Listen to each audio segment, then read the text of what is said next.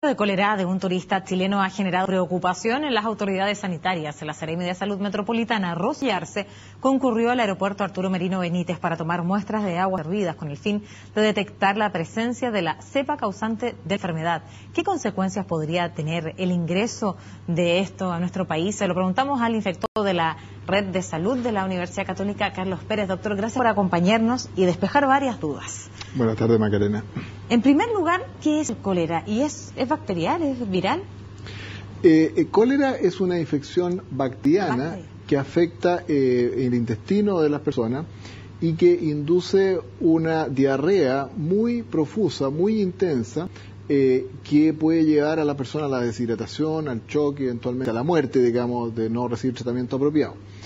Esta es una enfermedad que existe desde los comienzos de la historia de la humanidad. Se presentan grandes epidemias. Hay que recordar que nosotros en Chile en el año 91, digamos, luego que partió en Perú, tuvimos también muchos casos de cólera, bastante menos que los que hubo en Perú, por cierto, pero tuvimos casos de cólera. Y de ahí en adelante, ¿no es cierto?, esta cepa, después de la última epidemia, ¿no es cierto?, ha quedado circulando en diferentes lugares del mundo y normalmente existen casos en Asia, ¿no es cierto?, en África y también cercano aquí, claro, en Haití también hay casos regularmente, han ocurrido muchos casos y muertes en Haití. Entonces, este caso, digamos, representa un caso importado naturalmente, no es algo que está ocurriendo en Chile. Entiendo que esta persona venía llegando de Cuba, ¿no es cierto? Y yo estuve revisando, entiendo que han existido otros pacientes de otros países, por ejemplo, Venezuela, que han viajado a Cuba y también han adquirido, así que parece que hay un pequeño brote en este momento en Cuba y esa sería la fuente. Entonces, es una infección bacteriana que produce una diarrea muy intensa. Doctor, ¿con el tratamiento a tiempo es evitable las mayores complicaciones del cólera? Claro, hay que decir también que... ¿Se trata con antibióticos? Exactamente, de todas las personas que se infectan, un porcentaje pequeño que no va más allá del 20 a 30% tiene el cuadro clásico, es la diarrea abundante. Muchos pueden tener cuadros menores o incluso asintomáticos, o sea, no es sinónimo de infectarse, desarrollar un cuadro severo. Pero digamos, eventualmente puede ser serio, especialmente en los extremos de la vía, en personas debilitadas y por lo tanto, si se sospecha, debe investigarse y debe tratarse con antibióticos y con hidratación, ¿cierto?, que puede ser por vía oral o incluso con suero si es necesario. Doctor, yo quisiera preguntarle, porque bueno, usted decía esto es un caso importado y que además la presencia de cólera positivo es de reporte inmediato a las autoridades para evitar, ¿cierto?, que se propague esta enfermedad. ¿Qué tan fácil es contraer el cólera en lugares donde, por ejemplo, existan pequeños brotes, como pudiera ser eventualmente en este caso Cuba? Me imagino que muchos están aptos de poder viajar, etcétera. Bueno, estas enfermedades son de transmisión por vía oral, fecal oral, digamos. En el fondo, alguna persona que está infectada está excretando las bacterias fundamentalmente por las deposiciones, pero también eventualmente en los vómitos, ¿no es cierto?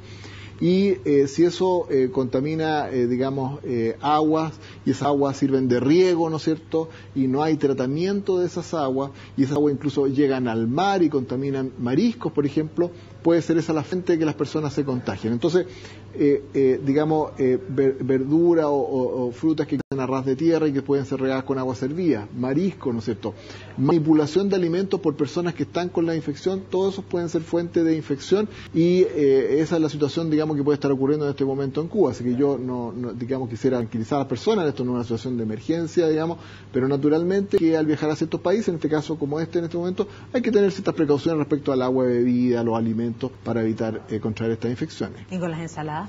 Claro, la ensalada, particularmente aquellas, como le digo, de tipo lechuga, repollo, etcétera, que crecen a ras de tierra, uno en estas circunstancias no debiera consumirlas crudas.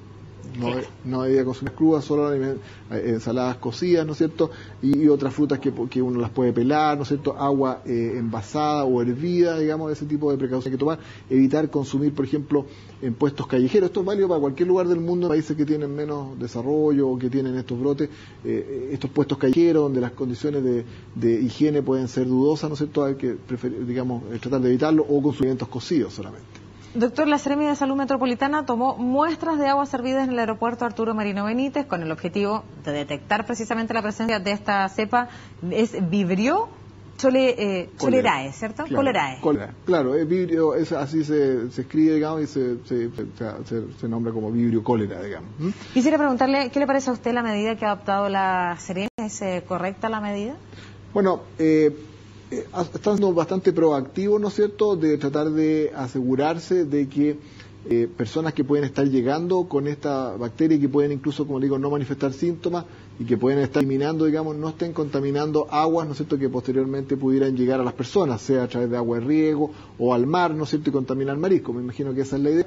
En el pasado, cuando fue la epidemia al comienzo de los 90, efectivamente, muestras tomadas de aguas, digamos, de este tipo mostraban presencia de librio. Aquí yo creo que es bastante menos probable, digamos, salvo que estén llegando muchas personas, pero me parece que es una medida, digamos, están siendo muy proactivos y tratando de buscarlo, digamos. Espero que no encuentren, digamos, vidrio en esas fuentes. Ese es el peor escenario. Si apareciera positivo, ¿cierto?, la muestra, ¿se tendrían que tomar otras medidas? Bueno, las medidas que se toman es insistir a la ciudadanía las mismas medidas que se tomaron en el año 90. Esto es muy interesante porque en el año 90 nosotros teníamos además bastante fiebre tifoidea, teníamos hepatitis A, que se contagian por la misma vía. Y cuando se tomaron estas medidas tan agresivas, digamos, desde el punto de vista de, digamos, del procesamiento del agua servida, del cuidado de las zonas, ¿no es cierto?, no solo no tuvimos una gran epidemia de cólera, sino que se desapareció la hepatitis A y la fiebre tifoidea. Así que eso demuestra, ¿no es cierto?, que algunos, además del procesamiento del agua servida, que ya casi todo el país lo tiene, digamos, cambios en las conductas de las personas, digamos, en términos de aseo de las manos, en la preparación de los alimentos, el lavado, ¿no es cierto?, de las verduras, etcétera, ha tenido impacto positivo y eso es probablemente lo que se haría, no se va a hacer otras cosas, digamos, los demás sistemas ya están montados, digamos, así que no creo que haya grandes cambios, salvo insistir a la población en las medidas generales. ¿Hay alguna forma para lograr la inmunidad ante la presencia del cólera? Existe una vacuna que no está disponible ahora fácilmente en nuestro país, digamos, que está disponible en algunos países del mundo, en Canadá, en otros países, digamos, y que uno, digamos, está recomendada más bien para personas que se van a vivir a zonas donde el cólera es endémico. Por ejemplo, si alguien se va de misionero, ¿no es cierto?, en algún tipo de misión a Haití, por ejemplo, o a algunos otros lugares, probablemente es recomendable que reciba esta vacuna que protege en cierta medida, no 100%, pero tiene un grado de protección. Para viajeros, digamos, que van con fines turísticos, no está en general indicado, digamos, la vacuna, aparte que no es muy fácil conseguirla, y más bien son las medidas de protección general que le mencionaba respecto a los alimentos y a la bebida, digamos, y la consulta precoz en caso de que se presente un cuadro de diarrea. Como el ánimo no es, por supuesto, generar sobrereacción y sobrealarma en la población, ¿qué es lo que tenemos que hacer ahora nosotros? ¿Esperar la resolución de la autoridad, esperar el resultado de la muestra de estas aguas servidas?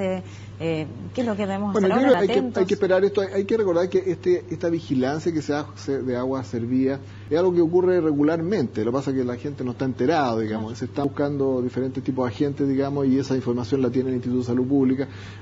Así que aquí, claro, hay que estar atento, pero probablemente no es algo que uno tiene que estar, sino que insistir, que estar preocupado, digamos, sino que insistir más bien en las medidas que deben siempre tomar, digamos, las personas. Lavado de manos antes y después, ¿no es cierto?, de consumir o de preparar alimentos, después de ir al baño, lavado, ¿no es cierto?, de las verduras y frutas que crecen a ras de tierra, y sobre todo cuando uno viaja a estos lugares, tener cuidado, precaución, alimentos cocidos, agua embotellada o hervida, ¿no es cierto?, y con eso en realidad el riesgo disminuye significativamente, no solo adquirir cólera, sino que muchas otras enfermedades de transmisión digestiva. Doctor, usted cuando habla de esos países en específico, ¿cuáles son? Sabemos que quienes vienen con cólera positivo venía de Cuba, así que sabemos que ese es uno de los países. Haití también, después del terremoto, tuvo un importante brote de cólera. ¿Cuáles son esos países? Hay normalmente algunos brotes, digamos, o alguna endemia en ciertos países de África subsahariana, en Asia también, en India, en Bangladesh. Hay siempre... entonces, yo lo que recomiendo en general que las personas cuando viajen a esos países con fines turísticos se informen, digamos. Existen, desde luego, mis colegas infectólogos, digamos, todos nosotros hacemos un poco esto de que se llama medicina al viajero, de orientar a las personas. Existen sitios web, ¿no es cierto?, donde las personas se pueden informar y ahí está claramente especificado las áreas donde uno va y donde puede tener mayores riesgos. Y ahí hay una serie de medidas que se toman, uno respecto a estas precauciones generales de alimentos y bebidas, pero también hay vacunas, por ejemplo, no en este caso, como le digo, para el cólera, pero sí hay vacunas para la hepatitis A, hay vacunas para la fiebre tifoidea, una serie de medidas que pueden tomar las personas cuando viajan. O sea, en general mi recomendación es informarse, ¿no es cierto?, y planificar el viaje, no llegar y partir, digamos, y el día antes ver qué pasa, porque de repente uno se encuentra con sorpresa, no solo estas, sino otras cosas, malaria, otras cosas. Así que, ahora en lo que está cerca nuestro, digamos, respecto a cólera, hasta la información que yo tengo hasta el momento, básicamente Haití está endémico y están apareciendo estos casos en Cuba. Vamos a tener que esperar si aparece más información. No tengo reporte que hayan otros brotes en este momento, al menos en Latinoamérica, digamos, de cólera. Claro, nos quedamos con esas recomendaciones y por supuesto a la espera de cuál va a ser el resultado de esta toma de muestra que han hecho a estas aguas servidas en el aeropuerto Arturo Merino Benítez y por supuesto la calma y la tranquilidad, y con estos consejos nos quedamos. Gracias, doctor, por acompañarnos. Gracias a usted.